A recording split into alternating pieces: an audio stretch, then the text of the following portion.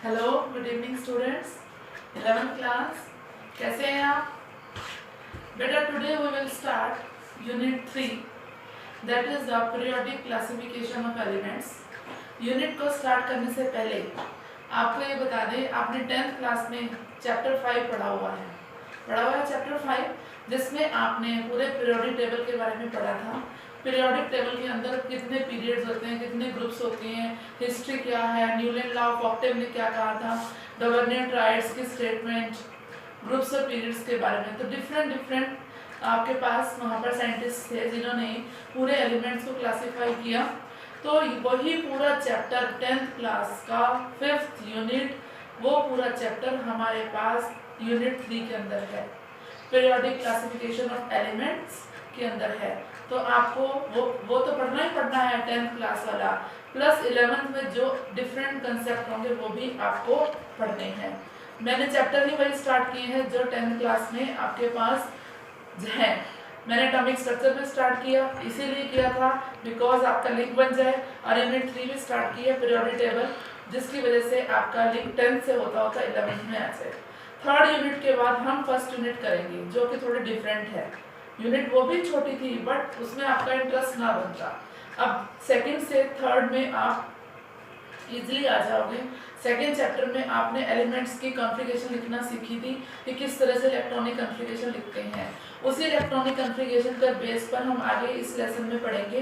तो सभी बच्चों को जो इलेक्ट्रॉनिक कॉन्फ़िगरेशन अवबाव ने दिया था ऑर्डर, उसके बेस पर लिखनी है, 1s 2s 3s के बेस पर लिखनी है। अगर आपको नहीं आती तो उसको प्रैक्टिस करनी पड़ेगी। तो अब हम स्टार्ट करते हैं unit 3, periodic classification of elements. तो बेटा ये है periodic classification of elements unit 3। मैंने थोड़ा सा व्यू बनाया पीरियोडिक टेबल का, आप भी बना सकते हैं, कोई मुश्किल काम नहीं है। सबसे पहली बात, पीरियोडिक टेबल में आज की तारीख में 118 एलिमेंट डिस्कवर हो चुके हैं। 118 एलिमेंट्स को लर्न करना बहुत ही मुश्किल काम है। तो साइंटिस्ट ने ये सोचा कि इन एलिमेंट को क्लासिफाई किया जाए। अब पहला क्वेश्चन तो ये आता है कि why do we classify the elements. Elements को क्लासिफाई क्यों किया गया? एलिमेंट्स को इसलिए क्लासिफाई किया गया क्योंकि इतने सारे एलिमेंट्स के बारे में इकट्ठा जानना बहुत मुश्किल था कि हर एक एलिमेंट्स कैसा है, क्या प्रॉपर्टीज है, फिजिकल केमिकल प्रॉपर्टीज इसकी क्या है, क्या इसका इम्पोर्टेंस है। तो उनको डिटेल स्टडी करने के लिए क्लासिफाई किया गया। फॉर एग्जाम्पल एनसीईआरटी में आपने 10th में भी एग्जाम्पल आपने पढ़ा हुआ है। एक कन्फेक्शनरी के शॉप में आप जाते हो, आपको पता है कि बिस्किट्स के डिफरेंट वैरायटीज हैं, एक वैरायटी तो है नहीं। सपोज आपको पार्ले जी का बिस्किट लेना है और उसकी शॉप में सारे के सारे बिस्किट मिक्स पड़े हैं। सारे के सारे कौन कौन से हैं, क्रैकजेक का आ गया, यमी का आ गया, कुछ में बहुत सारे बिस्किट्स हैं, तो उसको ढूंढने में बहुत मुश्किल होगी। अगर उसने अलग अलग कंपार्टमेंट्स होंगे, ये सारे पार्ले जी के होंगे, ये क्रैकजेक के होंगे, ये मोनाको के होंगे, तो उसको निकालना आसान हो जाएगा। पार्ले जी का लिया, पार्ले जी का निकाल के दे देंगे। तो अगर क्लासिफिकेशन हुई तभी तो ऐसा पॉसिबल होगा। Similarly in the case of different elements, scientist have to classify the different elements on the basis of their views. हर साइंटिस्ट ने अपने अपने व्यूज दिए। क्लियर? तो क्लासिफिकेशन तो मस्ट था in order to explain the physical and chemical properties of element. उसके बाद आता है कि साइंटिस्टों के क्या व्यूज थे। आपने ये 10th में पढ़ा हुआ है। सबसे पहला है डोवर्नियर ट्रायड्स। ट्रायड्स में ट्रिक होता है। गवर्नर ने, अब कोई साइंटिस्ट आया, उसने अपने व्यूज दिए, नेक्स्ट आया, नेक्स्ट ने अपने व्यूज दिए। हर साइंटिस्ट के अपने अपने व्यूज थे। डोवर्नियर ट्रायड्स ने 3 का ग्रुप बनाया और 3 के ग्रुप में उसने ये बोला कि जो मिडिल वाला एलिमेंट है उसका जो एटॉमिक मास है वो फर्स्ट और थर्ड के एवरेज के एटॉमिक मास के बराबर होगा। फिर क्या हुआ, ये सिर्फ इन्हीं 3 ग्रुप्स पर चला, आगे जाकर ये फेल हो गया। तो साइंटिस्ट ने क्या स्टेटमेंट दी, मैंने यहाँ पर डिफरेंट साइंटिस्ट लिखे हुए हैं, Dobereiner triads, Newland law of octave, Lothar Meyer arrangement, Mendeleev periodic table और मॉडर्न मेंडलीव पीरियोडिक टेबल। आपने इन पांचों के पांचों साइंटिस्टों की स्टेटमेंट, इन्होंने क्या कहा था और इनका एग्जाम्पल जरूर करना है, और ये आपने कर भी रखा है। जो नई चीजें होंगी वो आपको मैं 11th क्लास के लिए बताऊंगी भी। तो डोवर्नियर ट्रायड्स ने क्या स्टेटमेंट दी और एग्जाम्पल के साथ, फिर उसकी क्या कमियां थी, लिमिटेशन जिसे कहते हैं। लिमिटेशन और ड्रॉबैक एक ही शब्द है, इसका मतलब है किसी भी साइंटिस्ट की क्या कमी रह गई कि भाई इसका ये जो स्टेटमेंट थी इस ग्रुप पर तो अप्लाई हो रही है, नेक्स्ट ग्रुप पर अप्लाई नहीं हो रही है। आगे जाकर उसको न्यूलैंड लॉ ऑफ ऑक्टेव ने स्टडी किया। न्यूलैंड लॉ, न्यूलैंड तो साइंटिस्ट का नाम है, लॉ मैंने नियम हो गया, ऑक्टेव मैंने, ऑक्ट मैंने होता है 8, उसने एलिमेंट्स के 8 ग्रुप्स बनाए। He arrange the element in the groups of 8 और ये कहा कि every 8th element, the property of every 8th element is repeated as the notes of musical scale like sa re ga ma pa dha नी, सारे गामा पा, फिर से सारे गामा पा आया। इसीलिए इसी तरह से आपने एलिमेंट्स के 8 ग्रुप्स बना दिए। 8वें एलिमेंट की जो प्रॉपर्टी थी वो फर्स्ट वाले से रिजेंबल करती है, like that of musical scale, notes of musical scale, सा रे गा मा पा धा नी सा रे गा। फिर से आगे, फिर न्यूलैंड लॉ ऑफ ऑक्टेव कुछ एलिमेंट्स तक ही चला, 56 एलिमेंट्स तक ये चला, आगे जाकर ये भी फेल हो गया। तो इसी तरह से इसकी स्टेटमेंट, इसका एग्जांपल और इसकी कमी, 3 चीजें हो गई। उसके बाद लोथर-म्यूर अरेंजमेंट आ गया।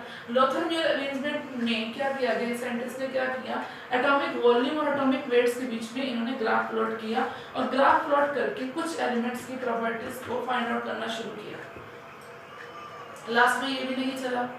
लोथर-म्यूर अरेंजमेंट के बाद आया Mendeleev periodic table. Mendeleev periodic table, as you know, this periodic table is modern Mendeleev periodic table, जो कि हेनरी मुस्लिन ने डिस्कवर किया था, लेकिन नाम उसी का चलता है क्योंकि उसके बाद ये आया था। तो मेंडलीव periodic table ने क्या किया, the properties of elements are the periodic function of their atomic weight. It means जो एलिमेंट्स की फिजिकल प्रॉपर्टीज हैं, केमिकल प्रॉपर्टीज हैं, they are the periodic function. Periodic function का मतलब क्या होता है कि रिपीटेशन आना शुरू हो जाता है। कब, जब एलिमेंट्स को हम उनके एटॉमिक वेट के ऑर्डर में अरेंज करते हैं। आपको सभी को पता है, कोई भी एलिमेंट अगर हम लिखते हैं, सपोज हमने कार्बन लिखा, कार्बन का 6 यहाँ लिखा, 12 यहाँ लिखा, तो ये क्या है, इसका एटॉमिक नंबर, क्या है इसका एटॉमिक नंबर, और ये क्या है इसका एटॉमिक वेट। तो उसने एटॉमिक नंबर को बेस नहीं लिया, किसने, मेंडलीफ ने। उसने एटॉमिक मास को बेस ले लिया। एटॉमिक मास को बेस लेकर, मतलब सभी एलिमेंट्स के वेट्स लेकर उनको इंक्रीजिंग ऑर्डर में अरेंज कर दिया। तो एलिमेंट्स की प्रॉपर्टीज में रिपीटेशन आया। फिर इसमें ड्रॉबैक्स भी थी, इसकी एप्लीकेशंस भी थी, इसकी यूजफुलनेस भी थी। मेंडलीफ की काफ़ी एलिमेंट्स इनके से डिस्कवर हो गए, बट आइसोटोप को भी नहीं इसमें स्पेस मिला। आइसोटोप में क्या है, same atomic number, different mass number. अब एलिमेंट तो सेम है, एटॉमिक नंबर भी सेम है, बट उनका एटॉमिक मास अलग है। आइसोटोप को इस पे स्पेस नहीं मिला। तो सबसे पहले मेंडलीफ की स्टेटमेंट, फिर उसके बाद उसका एग्जाम्पल, फिर उसकी यूजफुलनेस और फिर उसके डिफेक्ट्स। ये आपने 4 या 5 लाइन्स में लिखना है। कभी क्वेश्चन इसमें से आता नहीं है, बट आपको पता होना चाहिए कि ये क्या चीज़ है। उसके बाद क्या हुआ, कुछ ड्रॉबैक्स आई मेंडलीफ के अंदर। मेंडलीफ के बाद आया कौन, हेनरी मुस्ले। हेनरी मुस्ले ने क्या किया, एटॉमिक वेट के ऑर्डर में अरेंज किया। तब तो प्रॉब्लम सॉल्व नहीं हुई सभी एलिमेंट्स के लिए। उसने क्या किया, एटॉमिक नंबर को बेस ले लिया। उसने ये कहा कि the physical and chemical properties of the elements are the periodic function of their atomic number. अब एटॉमिक नंबर का क्राइटेरिया लिया, इट मींस ये वाला क्राइटेरिया लिया 6, ये सभी के एलिमेंट्स के नंबर के ऑर्डर में अरेंज कर दिया। लास्ट में जाकर, फाइनल जाकर, ये वाला कंसेप्ट आगे जाकर कंटिन्यू चला था, जिसको हम आज तक भी पढ़ते हैं, modern Mendeleev periodic law.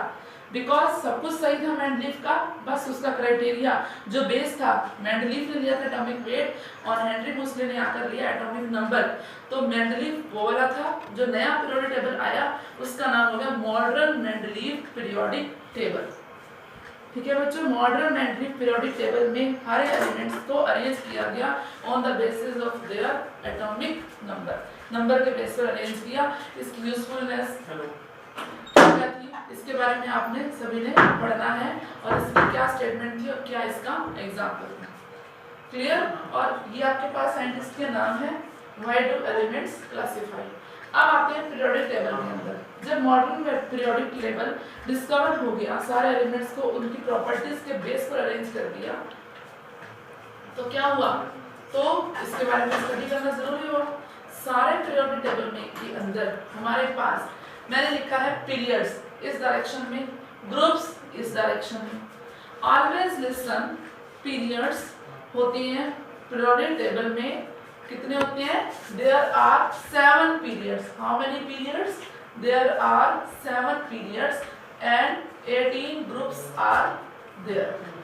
How many groups? 18 groups. ये आपने याद रखना है, पीरियोडिक टेबल के अंदर 7 तो पीरियड्स होती हैं और 18 क्या होते हैं? ग्रुप्स होते हैं।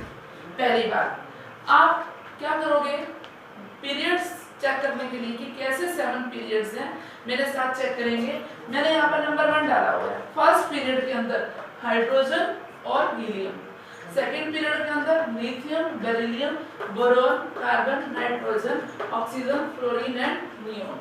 थर्ड पीरियड के अंदर similarly these elements, fourth period के अंदर these elements। अब हम चलते हैं काउंटिंग करते हैं 18 ग्रुप्स की। ग्रुप्स में number 1 group hydrogen, lithium, sodium, potassium, rubidium, caesium, francium है। सेकंड ग्रुप में beryllium, magnesium, calcium, strontium and last is radium. फिर उसके बाद थर्ड, फोर्थ, फिफ्थ, थर्ड से लेकर 12 तक, 13 से लेकर 18 तक, 13, 14, 15, 16, 17 एंड 18।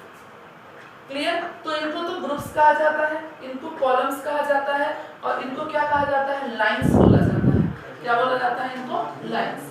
तो पीरियोडिक टेबल के अंदर पीरियड्स जो होंगे 7 होंगे और ग्रुप्स कितने होंगे? 18। पीरियड्स में हमेशा हम लेफ्ट टू राइट मूव करेंगे, इस साइड से इस साइड, और ग्रुप के अंदर हम ऊपर से नीचे मूव करेंगे, टॉप टू बॉटम। पीरियड्स में कैसे मूव करेंगे? Left to right, left to right. और इसमें कैसे मूव करेंगे? ग्रुप्स में डाउन द ग्रुप, जैसे आप स्टेयर से नीचे उतरते हैं, डाउन द ग्रुप। इस चीज का पता करना आपको बहुत जरूरी है, डाउन द ग्रुप। अब ये तो थी कि पीरियड्स और ग्रुप्स क्या होती हैं। उसके बाद सारे एलिमेंट्स को अरेंज किया गया 4 ब्लॉक्स के अंदर। कितने ब्लॉक्स में किया गया? 4 ब्लॉक्स के अंदर। सबसे पहला था एस ब्लॉक। सबसे पहला कौन सा था? S block. Second is P block, third is D block and fourth is F block. 4 blocks बना दिए, S block, P block, D block, F block. जो सेकंड चैप्टर में आपने सबशेल्स के बारे में पढ़ा था, S subshell, B subshell, D subshell, F subshell, उसी के बेस पर सारे 4 ब्लॉक्स बनाए गए हैं। अब सबसे पहले बात आती है एस ब्लॉक की। एस ब्लॉक कहाँ था? एग्जैक्टली लेफ्ट में था। ये एस ब्लॉक है जिसके अंदर सिर्फ 2 ग्रुप्स आते हैं, first group and second group. First group starts from lithium to francium, second group starts from beryllium to radium. 2 groups are included in S block. Hydrogen is not included in the S block because 11th class में आप पढ़ोगे, hydrogen का एक पूरा chapter है कि hydrogen की position जो थी कंफर्म नहीं थी, उसकी यूनिक पोजीशन थी। तो इसकी रिजेम्बलेंस मेटल्स और नॉन मेटल्स दोनों के साथ थी, बट और डिफरेंसेस भी थे साथ ही। तो इसकी पोजीशन कहीं मेंशन नहीं थी, फिर उसको कहाँ रखा? सबसे टॉप पर रख दिया। तो जब when we talk about the S block elements, 2 groups are there, P block elements 6 groups are there, 13 to 18, 13, 14, 15, 16, 17 and 18, 6 groups are there, boron, carbon, nitrogen, oxygen, fluorine and neon.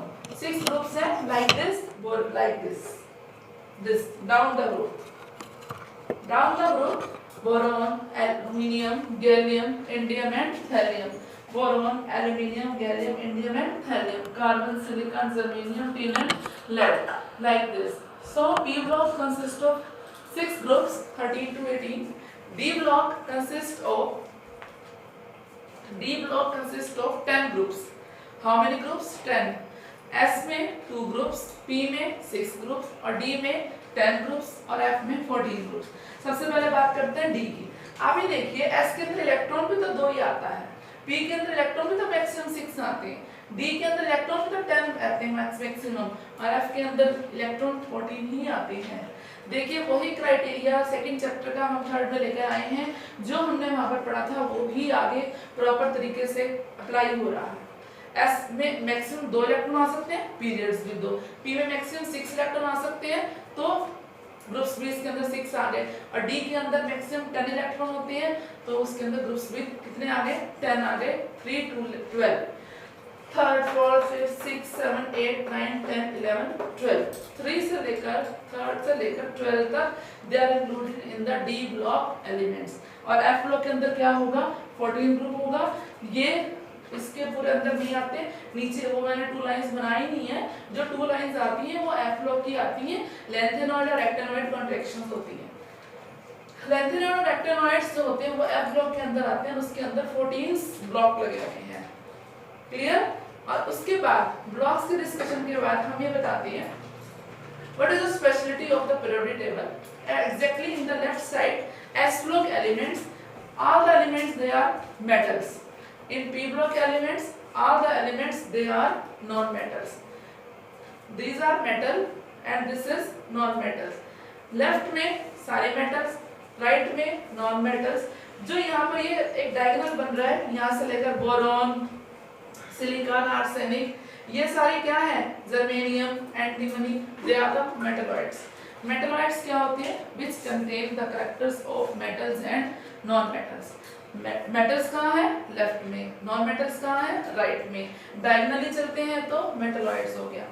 और इसके अंदर फर्स्ट ग्रुप को क्या बोलेंगे, alkali metal, second group को क्या बोलेंगे, alkaline earth metal.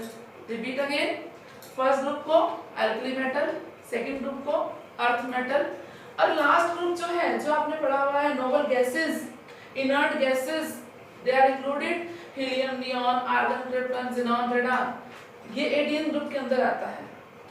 First group alkali metal, second group earth metal, 18 group noble gas, 17 group halogen family, fluorine, chlorine, bromine, iodine and एस्टेडीन, clear.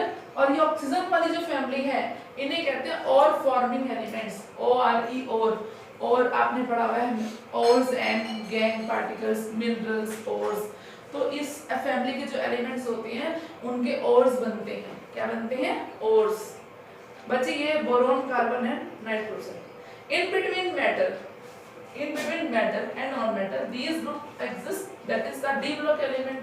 d block element also called the transition elements. क्या कहते हैं इसको, transition elements भी कहते हैं इसको, because they show the change from metals to non metal, क्योंकि variation show करते हैं, चेंज शो करते हैं मेटल से लेकर नॉन मेटल से, इसलिए इनको ट्रांजिशन एलिमेंट्स भी कहते हैं। इसमें एक और स्पेशल चीज है, इसमें हमारे पास 11th ग्रुप ऐसा है जिसके अंदर कॉइनेज मेटल मिलते हैं, जिसके सिक्के बनते हैं, कॉपर, सिल्वर, गोल्ड, ये तीनों एक ही एलिमेंट्स ग्रुप के अंदर प्रेजेंट है। 11th ग्रुप में है कॉपर, सिल्वर, गोल्ड, सोना, चांदी और तांबा। जिंक, कैडमियम और मर्करी भी अनदर ग्रुप में है, they are non transition elements. तो आपने धीरे धीरे एकदम सारा याद नहीं होगा, आपको टर्न वाइज याद करना है, एक एक करके याद करना है। हम 11th क्लास के अंदर क्या पढ़ेंगे, फर्स्ट एस ब्लॉक पढ़ेंगे, पी ब्लॉक भी पढ़ेंगे, पी ब्लॉक की सिर्फ 2 फैमिलीज पढ़ेंगे, 13 ग्रुप और 14 ग्रुप। नेक्स्ट जो 4 ग्रुप्स बच गए वो पढ़ेंगे 12th के अंदर, और डी ब्लॉक पढ़ेंगे वो भी 12th में। तो जब तक आप 12th करोगे तब तक आपको पूरा पीरियोडिक टेबल जो है वो रिवाइज हो जाएगा। तो इतना देखकर डरने की जरूरत नहीं है, आपने इसको यानी कि एक ही दिन में याद करना है। धीरे धीरे आप चैप्टर पढ़ोगे, रोज ये elements turn by turn repeat होंगे तो आपको अपने आप लर्न हो जाएंगे। जैसे जैसे हम फैमिलीज पढ़ेंगे उसके साथ साथ आपको क्या होगा, एलिमेंट्स के बारे में जानकारी मिल जाएगी। तो आपने इस पीरियोडिक टेबल को बड़े ध्यान से पढ़ना है। अब आपसे पूछते हैं what R S block elements, S block elements क्या होते हैं, तो वो हम करेंगे नेक्स्ट वीडियो के अंदर। Thank you very much.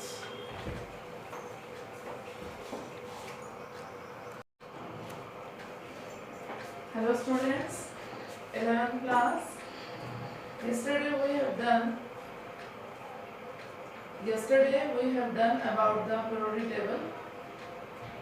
Important information about the periodic table, different groups, periods, S block, P block, D block, and F block कौन कौन से हैं ये आपको बताया था।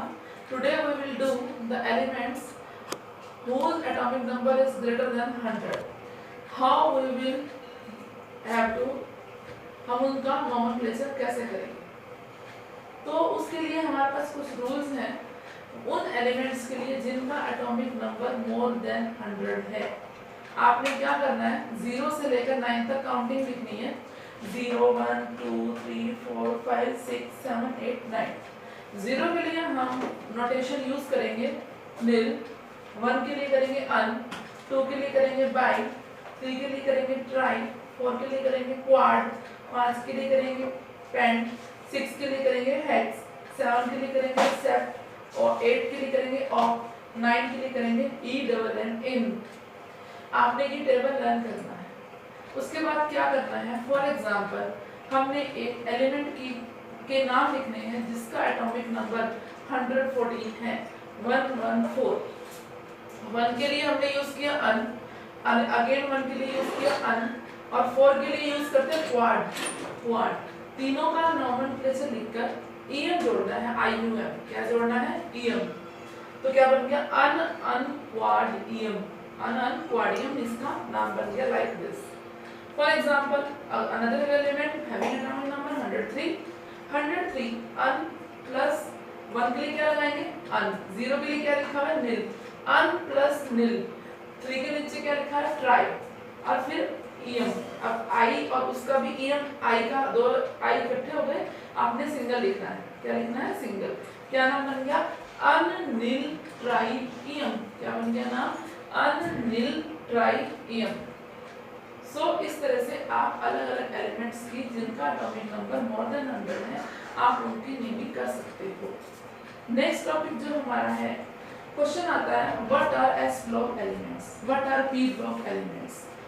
एस ब्लॉक एलिमेंट्स में वही एलिमेंट होंगे जिनके अंदर लास्ट इलेक्ट्रॉन एंटर करेगा एस ऑर्बिटल के अंदर।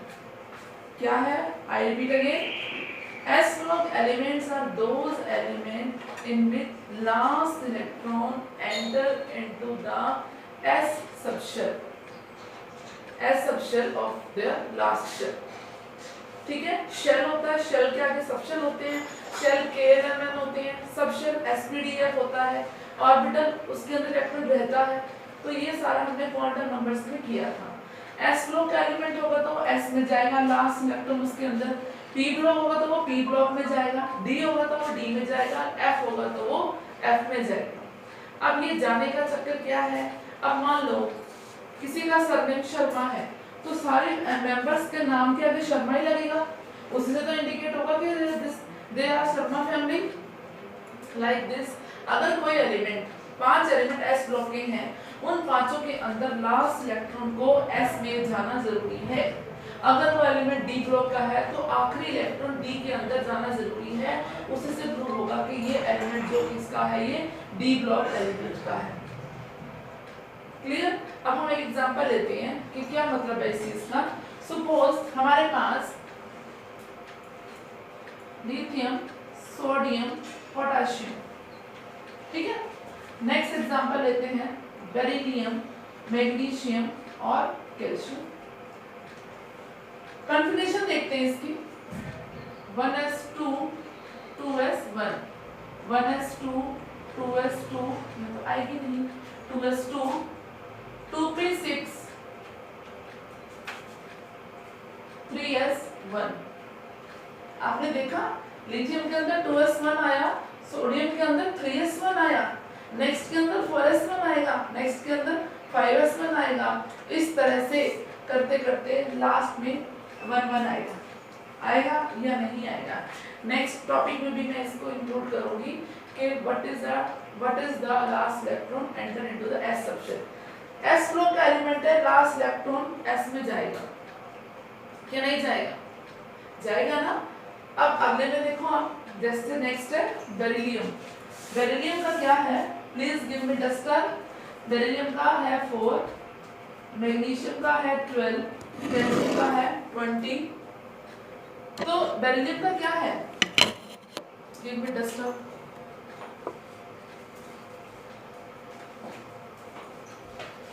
I write again, lithium, sodium. See students, let us explain the S block elements. S block elements constitute the lithium, sodium, potassium, rubidium, cesium and francium. ठीक है। Lithium का 3 number होता है, इसका 11, इसका 19, इसका 37, इसका 55 और इसका होता है 87। इनके अंदर जो डिफरेंस है वो 8 का है, like this is the difference. These numbers you know very well. Numbers are 2, 8, 8, 18, 18 and 32. I can write 2, 8, 18 and 32. What are those numbers? Listen carefully. This is the structure of atom. First cell is cation, next is L, next is M and next is N. You can calculate the maximum number of electrons in each shell by the formula 2n square. If n की value 1, 2, 3 and 4. n की value 1, K shell, L shell, M shell and N shell. And if I write a value of n1, answer is 2. Value of n2, answer is 8. Value of n3, answer is 18. And value of n4 answer is 32. आप ये देखिए, ये answers यहाँ पर लिखे हैं और ये आंसर्स यहाँ पर अप्लाई हो रहे हैं। हर एलिमेंट की क्लासिफिकेशन में इन नंबर्स का डिफरेंस है। विच नंबर्स? 2, 8, 8, 18, 32। क्लियर? तो अगर आप 3 में 8 प्लस करेंगे 11 आएगा, 11 में 8 प्लस करोगे 19 आएगा, 19 में 18 प्लस करोगे 37 आएगा, 37 में 18 प्लस करोगे 55 आएगा एंड 32 करोगे तो 87 आएगा। नेक्स्ट चीज क्या है? We have to write the configuration. We have to write the configuration. First of all 1s2, 2s1, 2 next is 1s2, 2s2, 2p6, 3s1। अब इतना बार बार लंबा लिखने की बजाय हम इसको शॉर्ट करते हैं। कैसे करेंगे? Helium 2s1, neon 3s1। Helium के अंदर 2 इलेक्ट्रॉन आते हैं, इसमें नियॉन के 10 आते हैं। ये मैंने आपको एटॉमिक स्ट्रक्चर में नोबल गैस कॉन्फ़िगरेशन लिखना बताया था। हीलियम के अंदर 2 आ गए, बचे कितने? 1। ये आएगा 2s1 में। Next is for potassium argon 18 electron 4s1। Rubidium के लिए helium, neon, argon, krypton, xenon और रेडान। नेक्स्ट क्रिप्टॉन के अंदर 36 इलेक्ट्रॉन आते हैं, इसमें 54 आते हैं और इसमें कितने आते हैं आपके पास? 86। यहाँ पर आएगा 5s1, 6s1 एंड 7s1। आप ही देखिए s ब्लॉक के एलिमेंट्स थे। s ब्लॉक के एलिमेंट्स में लास्ट इलेक्ट्रॉन s में ही एंटर कर रहा है, चाहे वो इलेक्ट्रॉन 3 हो, चाहे वो इलेक्ट्रॉन 87 हो। 87वां electron enter into the s subshell 7s में एंटर कर रहा है। इसे कहते हैं सिमिलर इलेक्ट्रॉनिक कॉन्फ़िगरेशन। एक ही फैमिली के एलिमेंट्स हैं, एक ही ग्रुप के एलिमेंट हैं, s ब्लॉक है, अल्कली मेटल्स है। दूसरी चीज क्या है? Alkali metals. These are called the alkali metals. Metals है ये। आप देखिए S1, S1, S1, S1, S1, S1, 2, 3, 4, 5, 6, 7 number of shells तो बढ़ेंगे ही बढ़ेंगे क्योंकि इलेक्ट्रॉन्स बढ़ रहे हैं। अब ऐसा तो नहीं ना कि 3 इलेक्ट्रॉन जिस रूम में आते थे 87 इलेक्ट्रॉन भी उसी रूम में आएंगे। आपको अकॉर्डिंग टू इलेक्ट्रॉन स्पेस भी तो बढ़ाना पड़ेगा, शेल्स बढ़ते चले जाएंगे। सो इसे कहते हैं last electron enter into the outermost shell. अब ये हो गया S में मिनिमम 1 मैक्सिमम 2। सिमिलर आप कर सकते हो बेरिलियम की भी। किसकी कर सकते हो? Beryllium, magnesium, calcium, strontium and barium. तो ये तो था S ब्लॉक के बारे में। P ब्लॉक में क्या होगा? सारे इलेक्ट्रॉन P में एंटर करेंगे। अब S ब्लॉक की अपने कैरेक्टरिस्टिक्स भी लिखनी है क्योंकि S ब्लॉक में मैक्सिमम मेटल्स हैं, तो जो मेटल की कैरेक्टरिस्टिक्स है वही S ब्लॉक के एलिमेंट्स की कैरेक्टरिस्टिक्स हैं। This you can read from the notes. तो S ब्लॉक में मेटल्स के गुड कंडक्टर होते हैं, इलेक्ट्रिसिटी के मेल्टिंग पॉइंट, बॉइलिंग पॉइंट इनके हाई होते हैं and so. P block elements के अंदर सिमिलर केस में लास्ट इलेक्ट्रॉन P में एंटर करेगा।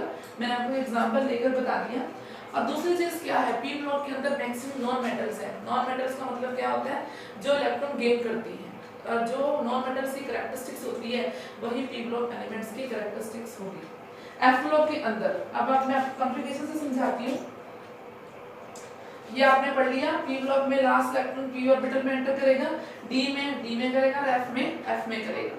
क्लियर। अब नेक्स्ट जो है आपको हम बताते हैं कि किस तरह पेनल्टी मेट का मतलब क्या होता है, एंटी पेनल्टी मेट का मतलब क्या होता है।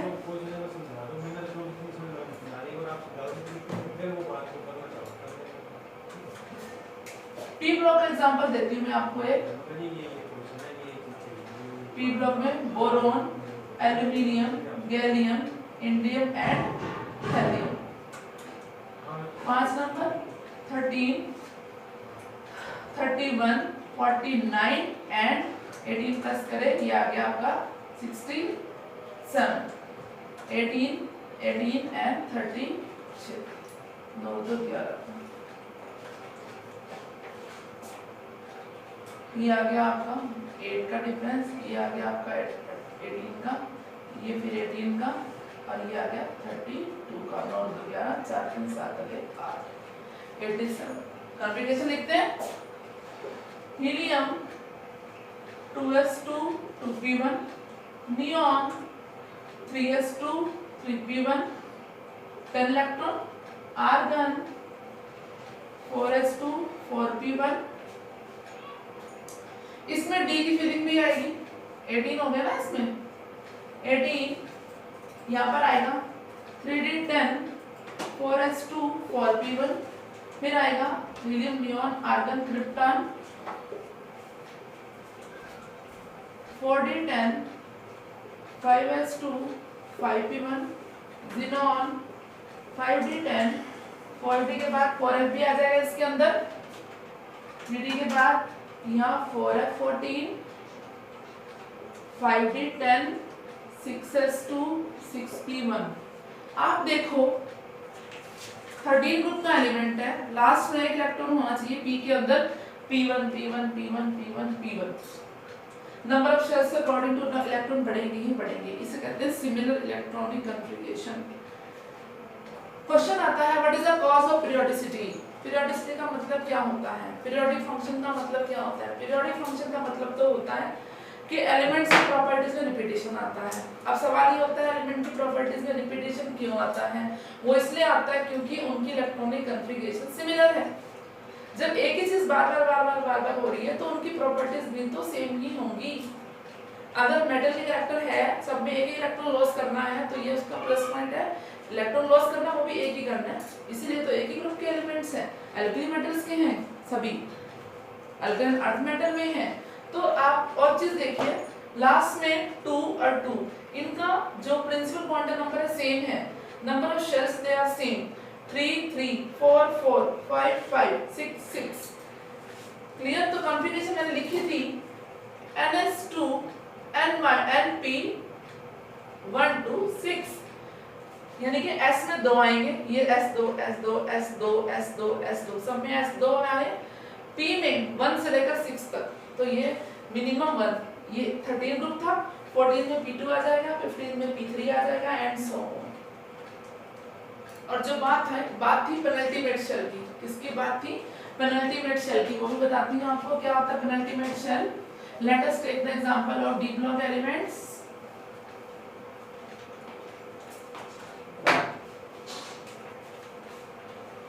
D block elements, D block में वर्ड यूज हुआ है, आप पढ़ोगे पेनल्टीमेट शेल, और इसकी जो कॉन्फ़िगरेशन है वो है n-d 1 2 10 ns2। इसका मतलब क्या है, ns जो n होगा उससे एक कम d होगा। एग्जांपल मैंगनीज लेते हैं 25, configuration is argon 3d5 4s2। Listen carefully, 4s2। अब अभी देखिए n की वैल्यू क्या है 4, उससे एक कम 4 - 1 कितना है 3, ये रहा 3 n - 1 d ns2।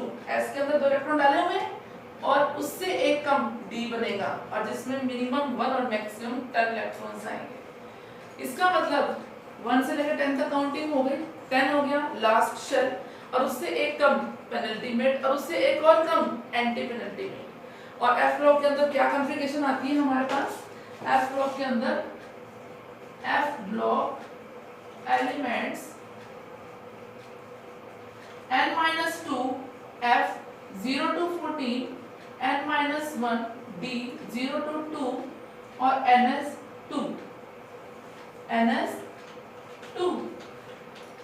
देखिए जो n होगा उससे एक कम d होगा और उससे भी एक कम f होगा। एग्जांपल 1 से लेकर 10 तक की काउंटिंग है। 10 क्या है? 10 1 से लेकर 10 तक 10 क्या है? Shell last shell. 9 क्या है? Second last. और 8 क्या है? Third last. 9 को बोलेंगे सेकंड लास्ट यानी कि पेनल्टी मेट और 8 को क्या बोलेंगे? Antepenultimate. Third last F block के अंदर इलेक्ट्रॉन एंटर करता है एंटी पेनल्टी मेट के अंदर। किसमें करता है enter? Antepenultimate shell के अंदर। तो dear students, this is all about the periodic table, electronic configuration, different blocks. In the next video we will do different characteristics like atomic size, ionization energy, electron affinity and electron negativity. हम इनकी variations पढ़ेंगे, down the group क्या होता है और left to right क्या होता है। तो आपने अब तक पीरियोडिक टेबल के बारे में पूरी डिटेल में बहुत अच्छे तरीके से रीड करना है और कोई भी प्रॉब्लम हो तो आपने उसको डिस्कस करना है। और जो न्यू स्टूडेंट्स आए हैं वो थर्ड चैप्टर से हम मेरे साथ कंटिन्यू रहेंगे और उसके बाद जो तुम्हारा सेकंड चैप्टर रह गया है मैं आपको लिंक भी भेजूंगी, उसमें वीडियो भी है, वीडियो भी देखेंगे, साथ साथ थ्योरेटिकल पार्ट भी करेंगे। तो थर्ड में मेरे साथ आप कंटिन्यू चलिए और जो सेकंड चैप्टर आपका रह गया है उसको आपने धीरे धीरे करना है। अब आपका जो मंडे को टेस्ट होगा, मंडे को आपका 10 मार्क्स का टेस्ट होना है, उसके लिए आपने बहुत अच्छे से प्रिपेयर करना है। Okay, thank you very much.